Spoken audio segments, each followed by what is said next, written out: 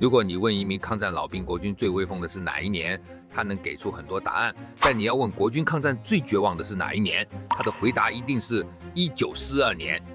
這一年，中國與世界聯繫的唯一通道滇緬公路，在日軍戰機400多架次的輪番轟炸下徹底斷了，路斷了，仰光淪陷。滇緬公路的起點被日軍死死咬住，中國與同盟國的海空補給線徹底斷開連接。但這還沒完，蘇德戰爭、太平洋戰爭逐漸白熱化，所有盟軍自顧不暇，加上中國戰場多場戰事失利，傷亡突破100萬。此時的國軍真可謂四面楚歌，孤身一人。就在這山窮水盡之時，蔣介石做了一個決定：路沒了，我們自己打通；日軍逼近了，我們去異國他鄉將他們徹底打退。至此，一場歷時3年、慘烈到不可思議的滇緬路戰役正式打響。滇緬路戰役到底打得有多慘？首次入緬撤退時，10萬大軍入緬，僅剩4萬餘人安全撤回，這才是真正的一寸山河一寸血，10萬青年10萬軍。但如果我們回到1942年初的中國西南，就會發現這場仗必須要打。此時的中國，廣州失守，香港淪陷，偌大的中華大地，正面戰場上數百萬軍隊在敵人的狂轟濫炸下浴血苦戰，全中國4萬萬同胞的抗戰物資，全靠一條在懸崖峭壁間用雙手刨出來的滇緬公路。這條十字公路全長1146公里，盤旋於高黎貢山與怒江峽谷之間，是此時中國對抗日本法西斯絕無僅有的陸上咽喉。然而，日軍大本營的野心遠不止於中國本土。太平洋戰爭爆發後，日軍第15軍兵分3路，直撲緬甸。日軍指揮官一舉切斷滇緬公路，逼死中國。隨後西進印度，與德軍在中東會師，企圖徹底顛覆全球戰局。更令人齒冷的是英軍的表現。佔據緬甸的英國守軍早已喪失鬥志，在日軍的裝甲鐵騎面前一觸即潰，連夜逃竄。甚至為了保全退路，多次將側翼完全暴露，大英帝國成了大英帝國。如果緬甸丟了，滇緬公路就徹底廢了，中國將成為一座沒有任何外援的陸上孤島。在重慶的統帥部內，蔣介石拍案而起，應同盟國求援請求。國民政府決定抽調全國最精銳的陸軍力量，組建中國遠征軍，出擊緬甸。這是自1840年鴉片戰爭爆發的100多年來，中國軍隊第一次跨出國門，遂行境外大規模戰略作戰。徵召令一出，全中國沸騰。西南聯大、浙江大學、中央大學的青年學子扔下課本，投筆從戎。名門之後，高幹子弟脫下長衫，換上戎裝。國軍當時最精銳的第5軍、第6軍、第66軍，共計10萬餘精銳將士，背負着4萬萬同胞的重託，浩浩蕩蕩跨過怒江，踏上了緬甸那片熾熱、潮濕且充滿未知殺機的熱帶叢林。在遠征軍的序列中，站着一位目光如炬、威嚴沉穩的將軍，第5軍軍長兼遠征軍副司令長官杜聿明。而在他的麾下，有着中國当時唯一一支全機械化師第200師。第200師的師長正是黄埔37名將戴安瀾。時年38歲的戴安瀾將軍長身玉立，英姿勃發。臨行前，他在滇西整頓部隊，面對兇殘囂張的日軍第55師團，他早已抱定必死之決心。在出發前的燈下，戴安瀾給遠在老家的妻子寫下了名垂青史的告妻子書。於此事奉命固守同古，因上面大計未定，與後方聯絡過遠，敵人行動又快。現在孤軍奮鬥，決以全部犧牲，以報國家養育，為國戰死，世極光榮。帶着破釜沉舟的決絕，戴安瀾率領第200師作為遠征軍的先頭部隊，跨過國界，風馳電掣般開赴緬南戰略重鎮同古。一場震驚中外的絕地廝殺就此拉開序幕。同古是平滿那戰役的前沿屏障，也是控制滇緬鐵路與公路的樞紐。日軍第55師團在師團長族內寬中將的指揮下，集結了數倍於中國軍隊的步兵、重炮、坦克，並在數十架戰機的狂轟濫炸下，向第200師防線發起了毀滅性的進攻。同古城外炮火連天，硝煙蔽日，日軍傾瀉的炮彈將同古的古老城牆炸成廢墟，整個戰場淪為一片焦土。戴安瀾將軍親臨一線陣地指揮。面對裝備佔絕對優勢的日軍，第200師官兵死守不退，日軍釋放毒氣，戰士們就用濕毛巾捂住口鼻，繼續扣動扳機。日軍坦克轟鳴地衝破防線，戰士們就綁着集束手榴彈，毫不猶豫地躍入敵人的坦克底盤之下，與日軍同歸於盡。戰鬥進行到最慘烈的階段，戴安瀾在陣地上召集全師團級以上官兵，當眾立下了震驚全軍的鐵血誓言：本師長如戰死，副師長代之；副師長戰死，參謀長代之；團長戰死，營長代之。以此類推，誓與同骨共存亡。在同骨血戰的12個晝夜裡，第200師以犧牲2000餘人的代價，殲滅日軍5000餘人。重創日軍第55師團，硬生生在不可能中打出了中國軍隊在異國戰場的赫赫威名。然而，國軍的鐵血拼殺卻換不來後方盟友的戰略擔當。就在第200師在同骨浴血奮戰之際，負責防守西線的英軍卻在一槍未發的情況下私自棄守陣地，慌忙沿路線向北潰逃。這一自私行為直接導致第200師的側翼徹底暴露，陷於日軍數個師團合圍的絕境。關鍵時刻，戴安瀾憑借卓絕的指揮藝術，率領殘部突破日軍重圍，成功向北撤退。然而，整個第一次入緬作戰的戰略大局，由於英軍的全面潰敗與同盟國戰區指揮權的混亂，已經不可逆轉地滑向了失敗。就在第一次入緬作戰全線陷入被動，整體氣氛壓抑得讓人喘不過氣的時候，一場震驚世界、載入二戰史冊的奇蹟戰役，在緬甸伊洛瓦底江畔的仁安羌猝然爆發。1942年4月中旬，日軍第33師團長樱井省三中將率領麾下精銳步兵第214、215聯隊，切斷了英緬軍的退路，將英緬軍第一師及裝甲第7旅共計7000餘人死死包圍在仁安羌油田區域。此時的仁安羌氣溫高達40攝氏度以上，油田的油井被炸毀，烈火熊熊，黑煙蔽日，被圍的7000多名英軍斷水斷糧已達數日，水源被日軍封鎖，重炮機槍晝夜掃射，英軍士氣徹底崩潰，陷入了絕境。英緬軍軍長斯利姆中將在萬般無奈之下，懷着懷疑的心情，急電向中國遠征軍求援。接報後，新編第38師師長孫立人親自下令，派麾下新38師第113團團長劉放吾率部馳援。劉放吾，湖南貴陽人，號不羈，黃埔6期畢業，平時少言寡語，身材清瘦，但骨子裡卻流淌着湖南人特有的霸蠻與鐵血。4月17日上午，英軍軍長斯利姆中將驅車趕到巧克波當村，在破舊的樓房裡見到了劉放吾團長。看着面前這位佩戴野戰眼鏡、腰掛驳殼槍、神色冷峻的中國上校，斯利姆的心涼了半截。因為斯利姆心裡清楚，被包圍的是裝備着坦克重炮的7000英軍，而眼前劉放吾帶來的第113團，經過連續趕路與減員，實際參戰兵力不足800人，以800名中國步兵去解救被數倍日軍包圍的7000英軍，在斯利姆看來，這簡直就是去送死。斯利姆急切地下達了作戰手令，要求劉放吾立即發動攻擊。然而劉放吾嚴守軍紀，堅持必須得到孫立人師長的直接電報確認方能執行。在確認指令後，劉放吾向斯利姆微微一笑，斬釘截鐵地吐出一個字：發。斯利姆在回憶錄《反敗為勝》中這樣寫道：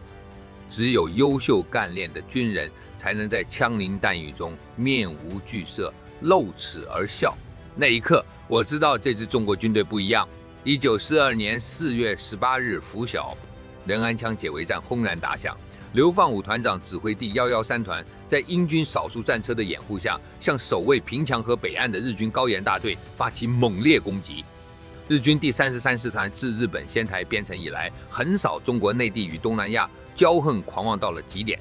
他們根本無法相信兵力處於絕對劣勢的中國軍隊竟敢主動發起反衝鋒，震耳欲聾的喊殺聲響徹平牆河畔。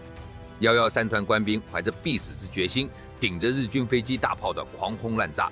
冒着酷熱與漫天烈火，與日軍展開了極為殘酷的白刃肉搏。血戰至18日黃昏，113團硬生生肅清了北岸日軍，搶占了渡口。19日凌晨，劉放吾做出了一個極其大膽的決定，全團趁黑涉水強渡平牆河，直撲日軍設在南岸的核心封鎖線501戰略高地。501高地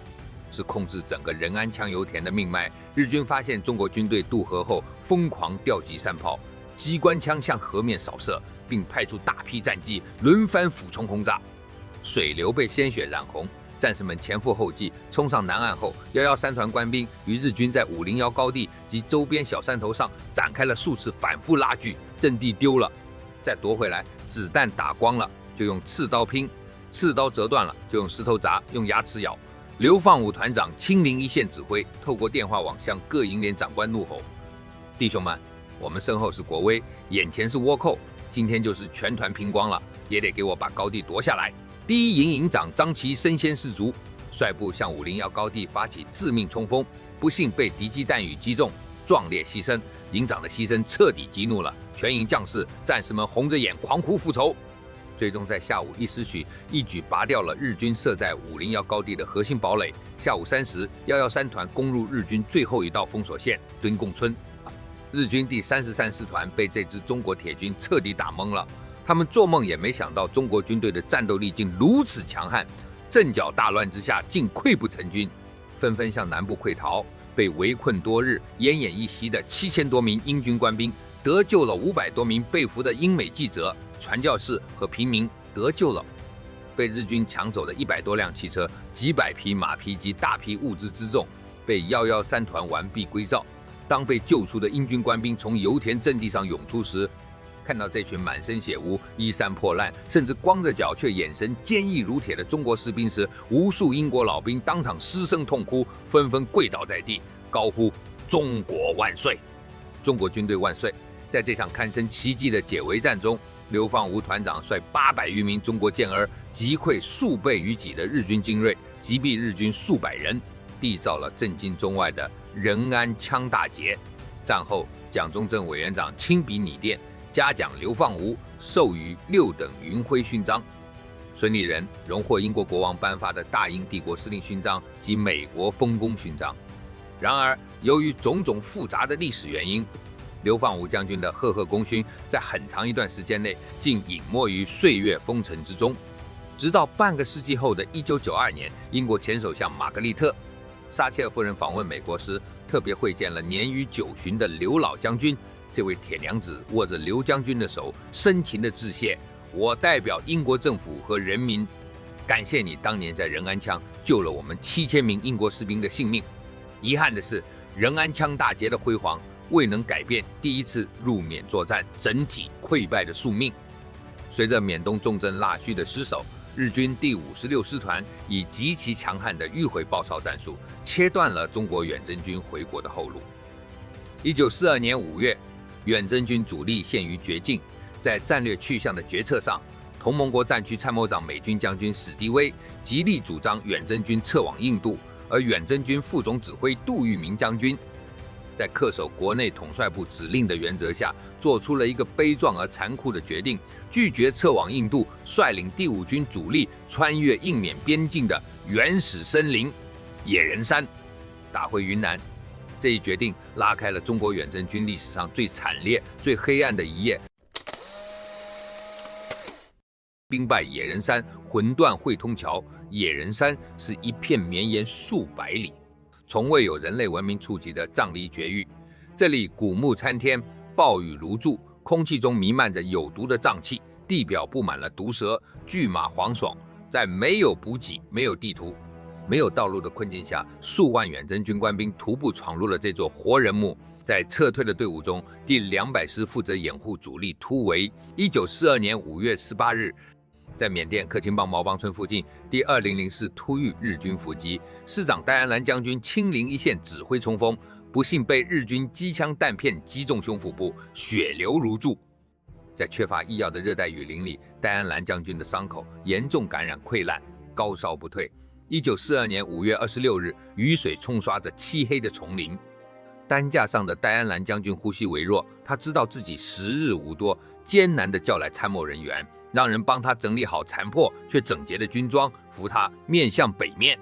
那是祖國的方向。他在高呼反攻，反攻，中華民國萬歲。後殉國於緬甸毛邦村，享年38歲，國勇未盡，遺恨抑鬱，是這位傳奇名將一生的寫照。官兵們失聲痛哭，戰士們用抬擔架的竹竿縫制了簡易的木棺，抬着師長的遺體在泥濘中一步一步艱難前行。而戴安瀾將軍的犧牲只是野人山慘劇的一個縮影。在隨後長達數月的野人山穿行中，數萬名正值青春年華的青年學子與遠征軍官兵，沒有死在敵人的炮火下，卻死在了瘧疾、痢疾、飢餓，衣服濕透腐爛在身上，鞋子爛掉就赤腳走在荊棘上。斷糧的時候，戰士們吃樹皮、吞芭蕉根，甚至煮皮帶充飢，每天都有成百上千的人倒下，再也沒有站起來。許多受傷的傷員為了不拖累部隊，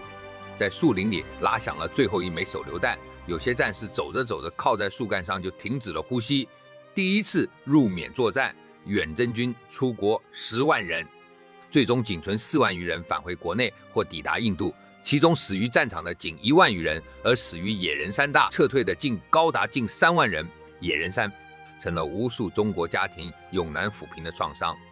此後，緬甸全境淪陷，滇緬公路徹底中斷，日軍引馬怒江，直逼滇西。中國西南大後方徹底暴露在敵人的槍口之下，中國抗戰跌入了黑暗的谷底。1942年5月，狂妄至極的日軍第56師團沿着滇緬公路一路狂飆，先頭部隊直撲怒江邊上的匯通橋，企圖強渡怒江，直插昆明，一舉摧毀國民政府的大後方。危急時刻，第11集團軍總司令兼昆明防守司令宋希濂將軍臨危受命，趕赴前線。宋希濂黃埔17名將，號稱鷹犬將軍。面對滾滾而來的日軍鐵騎，他做出了極其果斷的決策，炸毀匯通橋，伴隨着轟天巨響，懸索斷裂，匯通橋轟然墜入咆哮的怒江之中。日軍先頭部隊被死死卡在西岸，宋希濂親自指揮第36師等部隊沿怒江東岸布防，向試圖強渡的日軍傾瀉冰冷的子彈。只要我宋希濂還在怒江，日軍休想跨過怒江一步。宋希濂在怒江西岸與日軍展開了拉鋸戰，硬是將號稱龍獅團的日軍第56師團死死擋在了怒江西岸。這一擋就是整整2年。這2年裡，怒江變成了兩軍對峙的生死線。而在東岸的雲南，在印度蘭姆加的訓練營裡，一股復仇的火焰正在悄然積聚。1943年10月，同盟國魁北克會議作出決定，必須打通中印陸路交通。中國戰區正式組建中國駐印軍與中國遠征軍，準備發起第2次世界大戰亞洲戰場最大規模的陸上戰略大反攻。在雲南滇西正面接替指揮的是同盟國戰區名將、中國遠征軍司令長官衛立煌將軍。衛立煌字君如，號稱虎將，他統帥着第11集團軍、第20集團軍，共計16萬大軍，集結於怒東防線。1944年5月11日，衛立煌將軍下達了總攻擊令，上萬名中國遠征軍官兵在夜色掩護下，冒着日軍密集的炮火，拉着橡皮艇，乘着竹筏，強渡怒江。湍急狂暴的怒江水被鮮血染紅，無數戰士被江水沖走。但遠征軍將士以前赴後繼的壯舉，硬是在日軍密布的火力網中潑出了一道渡江通道，撕開了一道長達100里的反攻口子。然而，渡過怒江之後，擺在衛立煌面前的是2座由日軍精心構築、號稱不可能被攻克的血肉堡壘——松山與騰衝。仗濟艱山似箭芒，傘上風頭望故鄉。松山位於怒江西岸，聳立於滇緬公路咽喉之處，山勢險峻，居高臨下。日軍第56師團金光會次嫂左帥步兵連隊死守於此。日軍花了整整2年時間，將整座松山掏空，利用鋼筋水泥、大樹幹和土石構成的永久性暗堡，修築了3層交叉火力網。日軍狂言松山是不可攻破的東方凡爾登，中國軍隊就是打光10萬人，也休想踩上松山一步。負責攻打松山的是遠征軍第8軍，軍長何紹周，副軍長李彌。1944年6月，松山攻堅戰打響，第8軍官兵向松山發起了數十次狂暴的衝鋒。然而，日軍藏在極其隱蔽的暗堡裡，用重機槍掃射，遠征軍戰士一批批衝上去，整連整營地倒在陣地前。李彌副軍長親臨前線督戰，眼看着手下的兄弟們成片倒下，這位老將痛哭失聲，撕開軍裝大吼：“拿不下松山，我李彌絕不活着下山。”在正面強攻復出，慘重傷亡後，遠征軍指揮部決定採納工兵建議，採取最原始也最悲壯的戰術——掘地道炸松山。工兵部隊在日軍炮火的死角下，晝夜不停地向松山主峰日軍核心堡壘下方挖掘了2條長達數百米的地下坑道。1944年8月20日，遠征軍將120箱整整3噸多 TNT 炸藥塞滿了坑道底部。上午9時15分，隨着李彌一聲令下，炸！一聲響徹天際的劇烈震動撕裂了大地，松山主峰子高地瞬間被炸上了半空，巨型蘑菇雲騰空而起，日軍引以為傲的核心堡壘瞬間化為粉末。硝煙未散，遠征軍勇士們拔出刺刀，如猛虎下山般衝上山頂，與殘存的日軍展開了極其慘烈的肉搏戰，血戰整整95天。遠征軍付出了傷亡7700餘人的慘痛代價，終於將守山日軍全歼。松山被徹底克服。就在松山喋血的同時，第20集團軍總司令霍奎章指揮部旗下第54軍、第53軍向滇西重鎮騰衝發起了轟轟烈烈的攻堅戰。騰衝城牆全部由堅硬無比的火山石砌成，高大厚重。日軍藏身城內，構築了密密麻麻的碉堡。美軍第14航空隊派出飛機構成的重型轟炸機輪番轟炸騰衝城牆，但普通炸彈落上去竟被彈開。最終，美軍飛行員採取超低空飛行，將帶磁發引信的炸彈釘入城磚內部，才在堅硬的火山石城牆上炸開了缺口。遠征軍官兵沿着城牆缺口衝入城內，真正的噩夢開始了。全城巷戰。騰衝城內的每一棟房屋、每一條街道，甚至每一間廁所都成了浴血爭奪的陣地。日軍常在暗處掃射，遠征軍戰士就用火焰噴射器噴射，用手榴彈逐屋清理戰至狂暴處。城內的建築全部被打成粉末，街道上鋪滿了彈殼與屍體。9月14日，經過降服式的慘烈拼殺，遠征軍將城內3000餘名日軍全部殲滅，騰衝宣告完全收復。騰衝成為了抗日戰爭爆發以來中國軍隊收復的第一座有日軍城防守備的大型縣城。在如今騰衝城外的高麗貢山下，後人修建了國殤墓園，幾千座小小的黑色墓碑順山勢排列，無聲地訴說着當年9000多名遠征軍將士血灑火山石城牆的壯烈與悲愴。在滇西遠征軍血戰怒江的同時，另一支中國軍隊正在緬北的熱帶雨林裡展開了一場痛快淋漓的戰略大反攻，這就是中國駐印軍。野人山撤退後，部分退入印度的遠征軍殘部，在印度蘭姆加接受了美式裝備與極其嚴格的現代陸軍訓練。這支部隊擴編為新編第1軍軍長孫立人，以及新編第6軍軍長廖耀湘。孫立人清華大學畢業，美國弗吉尼亞軍校高材生，儒雅與鐵血並存。廖耀湘黃埔67，